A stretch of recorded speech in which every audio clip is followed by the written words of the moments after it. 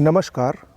UP PCS प्रारंभिक परीक्षा और अन्य सभी परीक्षाओं के लिए आज से सामान्य अध्ययन के सभी सब्जेक्ट के जो सबसे महत्वपूर्ण टॉपिक हैं उसका हम लोग एक रिवीजन सीरीज स्टार्ट करने जा रहे हैं। इसको हम ब्रह्मास्त्र वीडियो के नाम से आपको 5 पार्ट में लेकर आएंगे। ओके, 5 पार्टों में ये पहला पार्ट है और अगर आपने इन 5 पार्ट्स को अच्छे से देख लिया और रट लिया तो गारंटी है कि आपके जो सबसे महत्वपूर्ण क्वेश्चन हैं और जो बार बार पूछे जाते हैं वो गलत नहीं होने वाले हैं। और ये अपने आप में बहुत ही एक अद्वितीय यूट्यूब के इतिहास का एक अद्वितीय सीरीज होगी। अगर ये कहें तो गलत नहीं होगा, क्योंकि इसमें जो अत्यंत दुर्लभ तथ्य हैं वो इसमें आपको दिए जाएंगे। वीडियो को शुरू करने से पहले मैं आपको बता देना चाहता हूं, अगर आपको करंट अफेयर्स की पूरे साल भर की सबसे बेहतरीन पीडीएफ नोट्स चाहिए तो वो हमारे पास उपलब्ध है। आपको 9451900992 ये नंबर डिस्क्रिप्शन बॉक्स में भी लिखा गया है। इस पर आप लोग व्हाट्सएप या टेलीग्राम के जरिए मैसेज कर दें करंट अफेयर्स नोट्स लिखकर। सैंपल दिखाया जाएगा, सैंपल पसंद आए तो उसको आप लोग ले सकते हैं।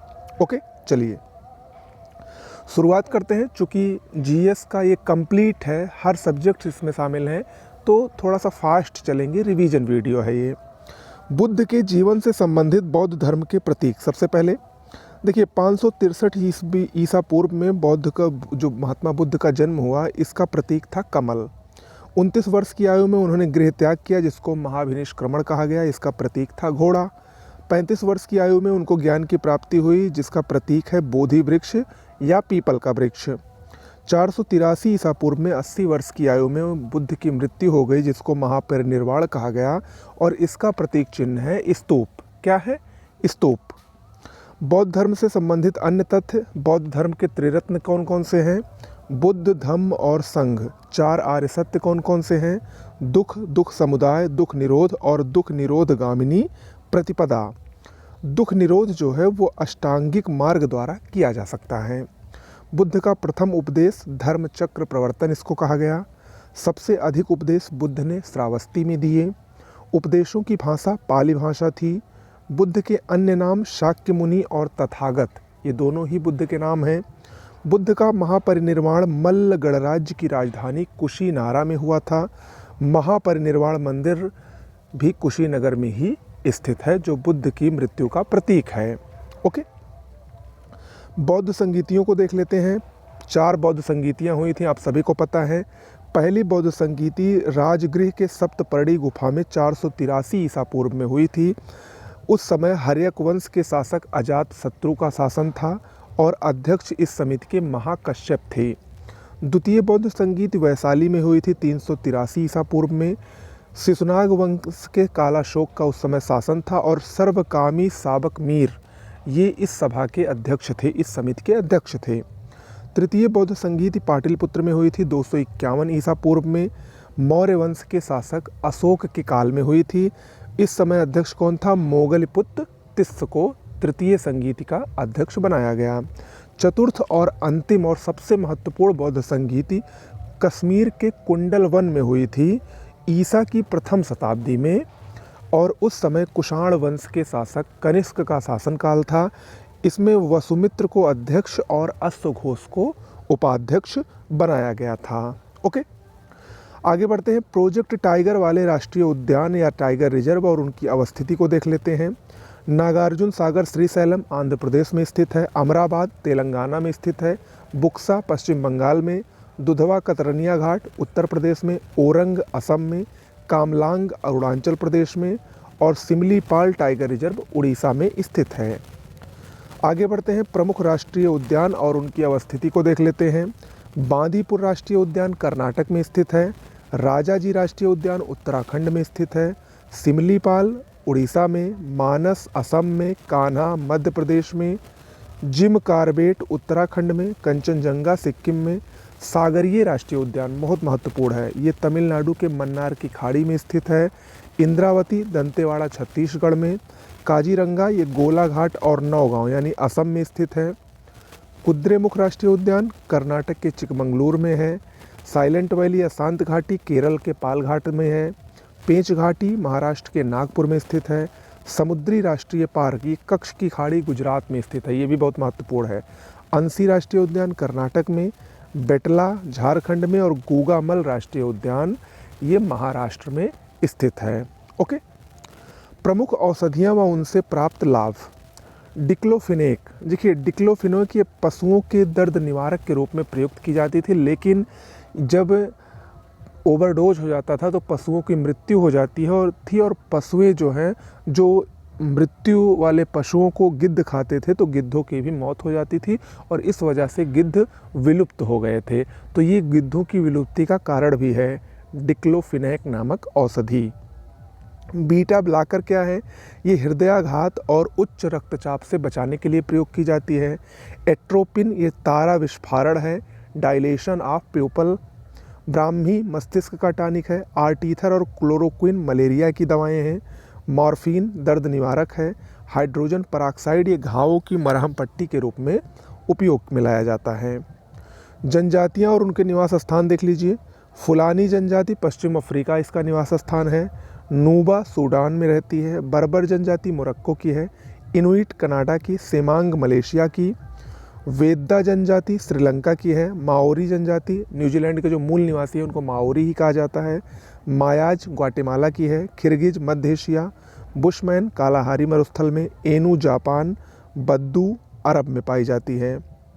जूलू दक्षिण अफ्रीका की जनजाति है। चेंचू केरल की। लेप्चा लिम्बू और भूटिया सिक्किम की जनजाति है, जबकि भोटिया उत्तर प्रदेश की है। कंफ्यूज मत होइएगा, भूटिया सिक्किम की, भोटिया उत्तर प्रदेश की है।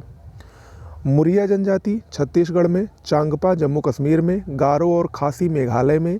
डाफर जनजातियाँ सौराष्ट्र गुजरात में पाई जाती है। बंतू जनजाति पूर्वी मध्य और दक्षिणी अफ्रीका में। डफला जनजाति अरुणाचल प्रदेश व असम के कुछ भागों में पाई जाती है। भील जनजाति महाराष्ट्र मध्य प्रदेश गुजरात और राजस्थान में पाई जाती है। मसाई जनजाति पूर्वी अफ्रीका के दक्षिणी केन्या और उत्तरी तंजानिया में पाई जाती है। Okay,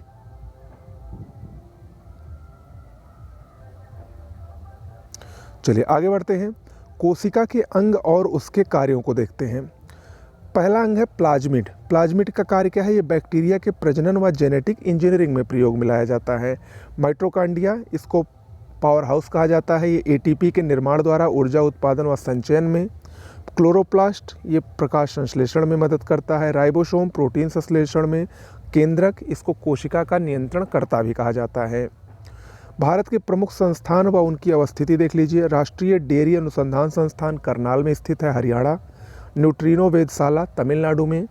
laser interferometer gravitational wave ऑर्बिटरी लैब यानी लीगो लैब महाराष्ट्र में है। भारतीय पशु चिकित्सा अनुसंधान संस्थान इज्जतनगर बरेली में है। डीएनए अगुली छापन और नैदानिक शोध केंद्र हैदराबाद में है।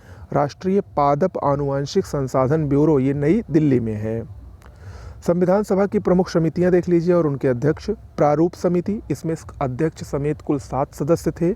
डॉक्टर भीमराव अंबेडकर इसके अध्यक्ष थे। प्रांतीय संविधान समिति, सरदार वल्लभ भाई पटेल इसके अध्यक्ष थे। राष्ट्र ध्वज संबंधी तदर्थ समिति, डॉक्टर राजेंद्र प्रसाद इसके अध्यक्ष थे। संघ संविधान समिति, जवाहरलाल नेहरू अध्यक्ष थे। राज्यों के लिए समिति, जवाहरलाल नेहरू इसके भी अध्यक्ष थे। और मौलिक अधिकार और अल्पसंख्यक संबंधी परामर्श समिति के अध्यक्ष सरदार वल्लभ भाई पटेल थे। आगे बढ़ते हैं। प्रमुख दर्शन और उसके प्रवर्तक। न्याय दर्शन के प्रवर्तक आचार्य गौतम थे। पूर्व मीमांसा के जैमिनी थे। योग दर्शन के पतंजलि थे। सांख्य दर्शन के कपिल मुनि थे। वैशेषिक दर्शन के कणाद या उलूक थे। उत्तर मीमांसा दर्शन के बादरायण थे। और चारवाक दर्शन के प्रणेता चारवाक थे। ओके, जनसंख्या के प्रमुख आंकड़े देख लीजिए। देखिए 2011 की जनगणना के अनुसार भारत की जनसंख्या की दशकीय वृद्धि दर देख लीजिए प्रतिशत में। ये पूछा गया है। इसमें क्वेश्चन कैसे बनेगा? इसमें क्वेश्चन बनेगा कि किस दशक में भारत की जनसंख्या की दशकीय वृद्धि दर सर्वाधिक रही थी। तो सबसे अधिक दशकीय वृद्धि दर 1961 से 71 के दशक में हुई थी 24.80%। फिर 1971 से 81 के बीच में 24.66। 1981 से 91 के बीच में 23.87, 1991 से 2001 के बीच में 21.54% और 2001 से 2011 के बीच की दशकीय वृद्धि दर जनसंख्या की 17.7% है। ओके, आगे बढ़ते हैं। अंतरिम सरकार के सदस्य व उनके विभागों को देख लीजिए। जवाहरलाल नेहरू, ये राष्ट्रमंडल संबंध तथा विदेशी मामलों का विभाग इनके पास था। वल्लभ भाई पटेल, गृह, सूचना और प्रसारण मंत्रालय था इनके पास। डॉक्टर राजेंद्र प्रसाद खाद्य और कृषि मंत्री बने थे। जॉन मथाई, उद्योग और नागरिक आपूर्ति मंत्रालय इनके पास था। जगजीवन राम के पास श्रम मंत्रालय था। सरदार वल्लभ सिंह, रक्षा। लियाकत अली खां, वित्त। आसफ अली, रेल और परिवहन।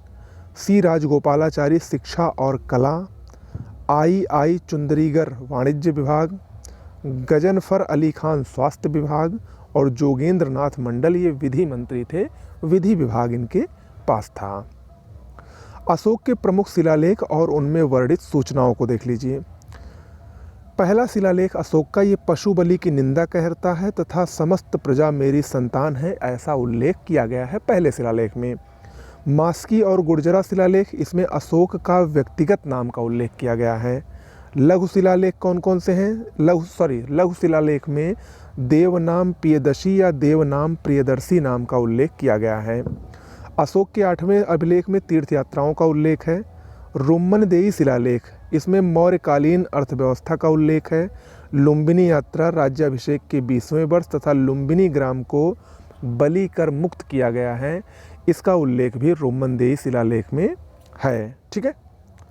दूसरा और 13वां शिलालेख, इसमें संगम राज्य, चोल, पांड्य, सत्यपुत्र और केरल पुत्र सहित ताम्रपर्णी श्रीलंका की सूचना है। ये अक्सर पूछता है कि दक्षिण भारतीय राज्यों का उल्लेख किस अभिलेख में है, तो दूसरे और 13वें दोनों में है। 13वां शिलालेख लेकिन सबसे ज़्यादा महत्वपूर्ण है कलिंग युद्ध के लिए, क्योंकि 8वें वर्ष 261 ईसा पूर्व में घटित कलिंग के युद्ध का विवरण 13वें शिलालेख में ही है, जिसमें अशोक की विजय हुई थी। ओके, आगे बढ़ते हैं। विभिन्न प्रोजेक्ट, डैम और उनसे संबंधित स्थल को देख लीजिए। तावा प्रोजेक्ट, ये नर्मदा नदी पर है। मैत्तूर डैम कावेरी नदी पर है। इकाई प्रोजेक्ट तापी नदी पर है। अलमट्टी बांध कृष्णा नदी पर है। नागार्जुन सागर परियोजना कृष्णा नदी पर है। हीराकुंड बांध उड़ीसा के हैं, महानदी पर है। मिदनापुर नहर, ये कशावती नदी कसाई नदी पर है। रानी लक्ष्मीबाई बांध परियोजना ललितपुर में है, बेतवा नदी पर। गांधी सागर जलाशय मध्य प्रदेश में है। गोविंद वल्लभ पंत, ये पिपरी सोनभद्र रिहंद बांध के ऊपर बना है। तिलैया बांध बराकर नदी के ऊपर है। पंचेत हिल बांध दामोदर नदी के ऊपर है। माता टीला बांध बेतवा नदी। राणा प्रताप सागर बांध चंबल नदी। और उकाई परियोजना, ये ताप्ती नदी पर स्थित परियोजनाएं हैं। ओके, 1857 का विद्रोह और उनसे संबंधित जो नेतृत्व करता थे उसको देख लीजिए। लखनऊ में इस विद्रोह का नेतृत्व बेगम हजरत महल ने किया था। बरेली में खान बहादुर ने किया था। इलाहाबाद में लियाकत अली। कानपुर में नाना साहब और अजीमुल्ला खां दोनों ने मिलकर किया था। फैजाबाद अवध में मौलवी अहमदुल्ला शाह ने किया था। जगदीशपुर बिहार में बाबू कुंवर सिंह। असम में दीवान मनीराम दत्त और झांसी में रानी लक्ष्मीबाई ने 1857 विद्रोह का नेतृत्व किया था। आगे बढ़ते हैं। प्रमुख केंद्र और उनसे संबंधित तथ्य देख लीजिए।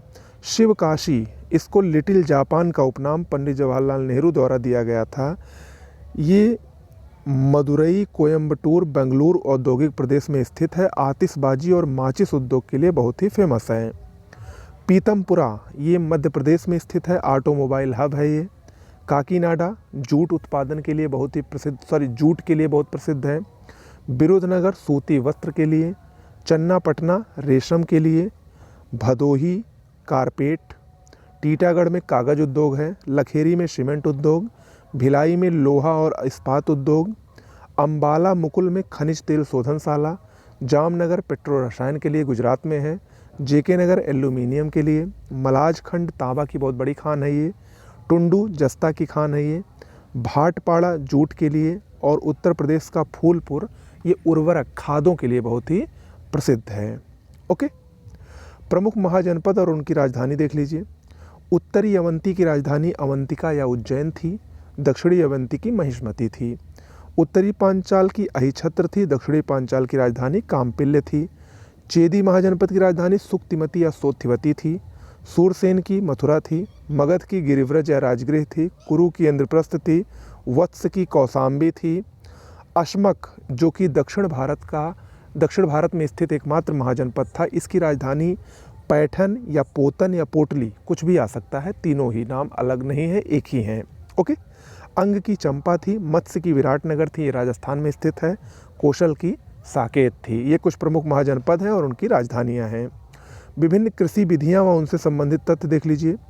मिश्रित कृषि क्या है? ये फसलों के साथ साथ पशुपालन को भी करना, ये दोनों मिश्रित कृषि कहलाई जाती हैं। विटीकल्चर अंगूर की खेती, वेजीकल्चर सब्जियों और पौधों की कृषि, मुख्यतः जड़ वाले फसलों की कृषि जिनमें कायिक प्रवर्धन होता है, इसको वेजीकल्चर कहा जाता है। पिशीकल्चर मछली पालन, ओलेरी कल्चर सब्जी की खेती को कहा जाता है। विश्व की नदियाँ और उनके स्रोत देख लीजिए। डेन्यूब नदी, ये ब्लैक फॉरेस्ट पर्वत जर्मनी से निकलती है। महावेली गंगा नदी हैटन के फटार से। मिसिसिपी नदी हिमानी झील इटास्का से निकलती है। सिंधु नदी तिब्बत के पठार से। मेकांग नदी तिब्बत के पठार से निकलती है। श्वेत नील नदी विक्टोरिया झील से निकलती है और नीली नील नदी ताना झील इथियोपिया से निकलती है। दोनों आगे मिलकर संयुक्त रूप से नील नदी कहलाती हैं। यांगत्सी नदी जो कि एशिया की सबसे लंबी नदी है, ये तिब्बत के पठार से ही निकलती है, मुख्य रूप से चीन में बहती है। ओके। विश्व के मरुस्थल और उनकी स्थिति को देख लीजिए। अफ्रीका में सहारा मरुस्थल जो कि विश्व का सबसे बड़ा मरुस्थल है, कालाहारी मरुस्थल, नामीब और लीबिया मरुस्थल।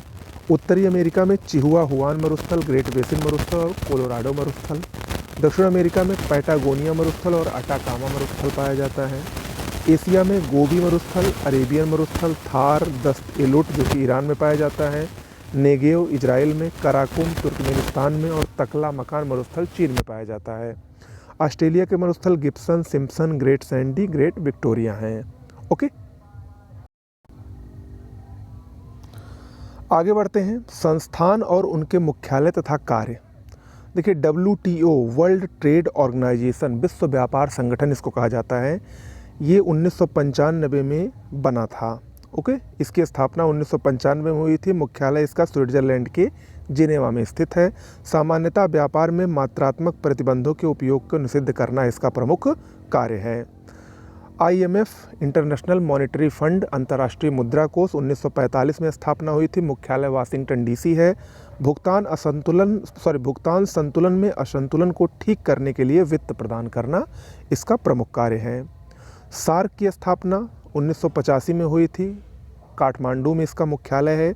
दक्षिण एशियाई देशों के बीच सहयोग को बढ़ावा देना इसका उद्देश्य है। IDA इंटरनेशनल डेवलपमेंट एसोसिएशन की स्थापना 1960 में हुई थी। इसका मुख्यालय वाशिंगटन DC है। नम्य ऋणों की स्वीकृति करना इसका प्रमुख उद्देश्य है। यूरोपियन संघ EU 1993 में स्थापित हुआ था। बेल्जियम के ब्रुसेल्स में इसका मुख्यालय है। यह कॉमन मार्केट का उदाहरण है। 1 जनवरी 1999 को यूरो मुद्रा लॉन्च की गई थी। ठीक है।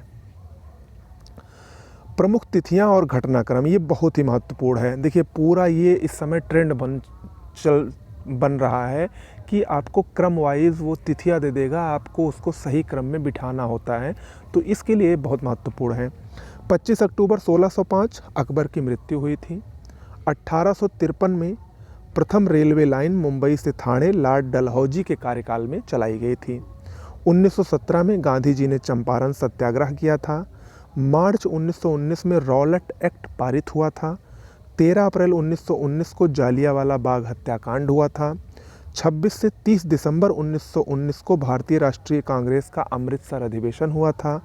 1 अगस्त 1920 को असहयोग आंदोलन हुआ था। 1 अगस्त को ही बाल गंगाधर तिलक का निधन भी हुआ था। 5 फरवरी 1922 को चौरी चौरा की घटना हुई थी। 1928 में साइमन कमीशन भारत पहुंचा था, जिसकी नियुक्ति 1927 में हुई थी। 31 दिसंबर 1929 को स्वतंत्रता का नवगृहीत तिरंगा पहली बार फहराया गया था। 26 जनवरी 1930 पूर्ण स्वराज दिवस मनाया गया था। 12 मार्च 1930 दांडी मार्च शुरू हुआ था।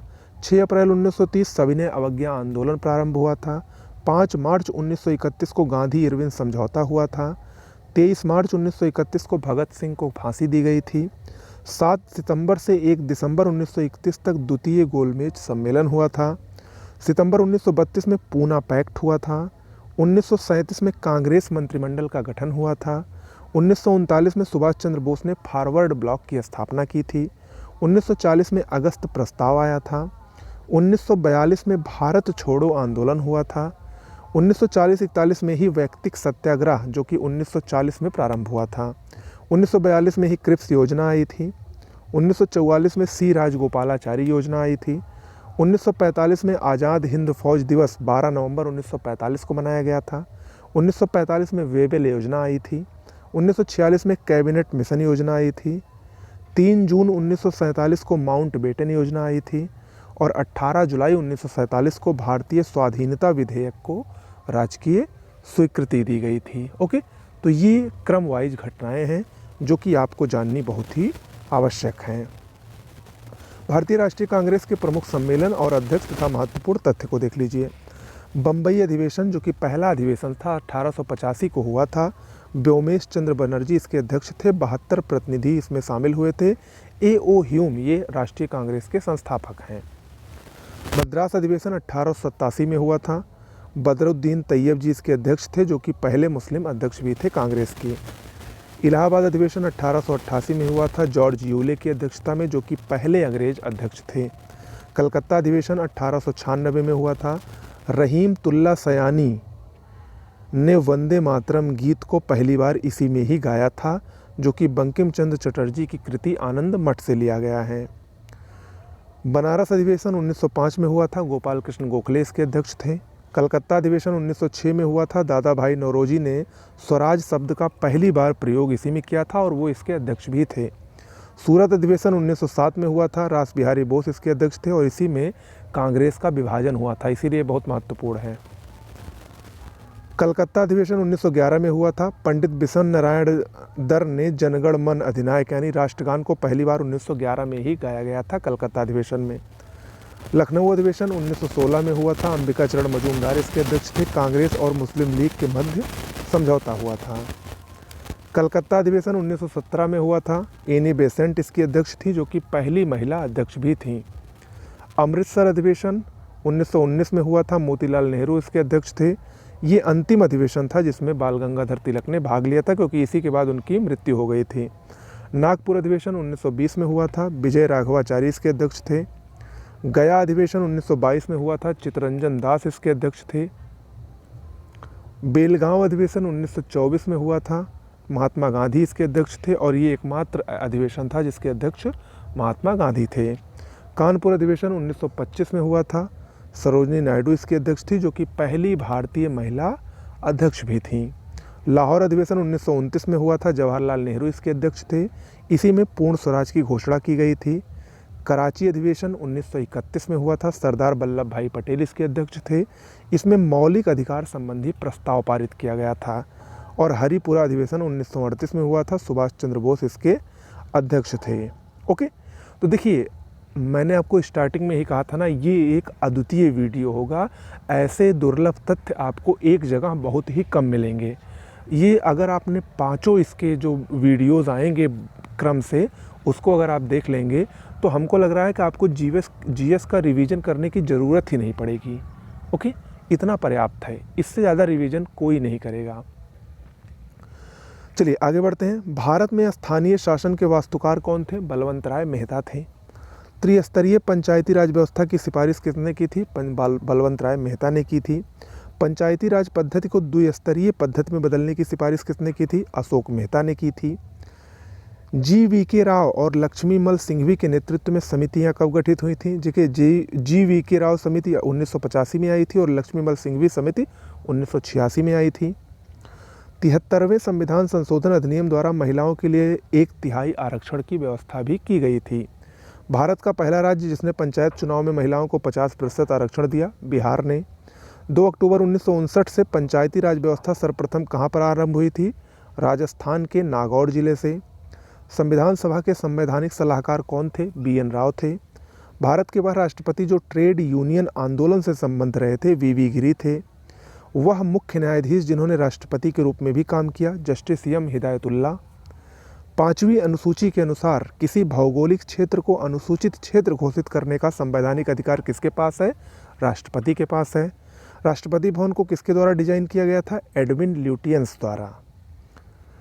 भारत का वह द्वितीय उच्चतम प्रतिष्ठित पदधारी जिसके पास पद से संबद्ध कोई औपचारिक कार्य नहीं है तथा राष्ट्रपति की अनुपस्थिति में उसके कार्यों का निर्वहन करता है, कौन है वो? भारत का उपराष्ट्रपति है। अनुच्छेद 67 ख के अनुसार उपराष्ट्रपति को उसके पद से पदच्युत करने संबंधी प्रस्ताव कहाँ पर प्रस्तुत हो सकता है? राज्यसभा में। अनुच्छेद 64 के अनुसार राज्यसभा का सभापति कौन होता है? उपराष्ट्रपति होता है। भारत के उपराष्ट्रपति के निर्वाचन में कौन भाग लेते हैं? संसद के दोनों सदनों के सभी सदस्य लेते हैं, याद रखिएगा। राष्ट्रपति में जो होता है वो मनोनीत सदस्य भाग नहीं ले सकते हैं, सिर्फ निर्वाचित लेते हैं, लेकिन उपराष्ट्रपति में सभी लेते हैं। उदारीकरण, निजीकरण और भूमंडलीकरण की नई आर्थिक नीति जब घोषित की गई थी तो प्रधानमंत्री कौन थे? नरसिम्हा राव थे। नियंत्रक और महालेखा परीक्षक की टीका टिप्पणी पर उचित कार्यवाही की अंतिम जिम्मेदारी किसकी है? संसद की है। भारत में न्यायिक सक्रियता किससे संबंधित है? जनहित याचिका से संबंधित है। ओके, तो आज के लिए इतना ही करते हैं। वीडियो बहुत लंबा होने से कोई मतलब नहीं है, फटाफट इसको 1 से 2 बार देख डालिए, तैयार हो जाएगा। मिलते हैं इसके नेक्स्ट पार्ट में, और ये सभी पार्ट बहुत महत्वपूर्ण होंगे, यकीन मानिए। आपका इससे बेहतरीन रिवीजन वीडियो आपको कहीं नहीं मिलेगा। ओके, आपको बने रहना है। ऐसे ही ढेर सारी वीडियो हमारे चैनल पर आपको जितनी भी वीडियो मिलती हैं वो सभी ज्ञानदायक और आपके काम की ही वीडियो होती है, फालतू वीडियो एक भी नहीं होती है। ओके, नमस्कार।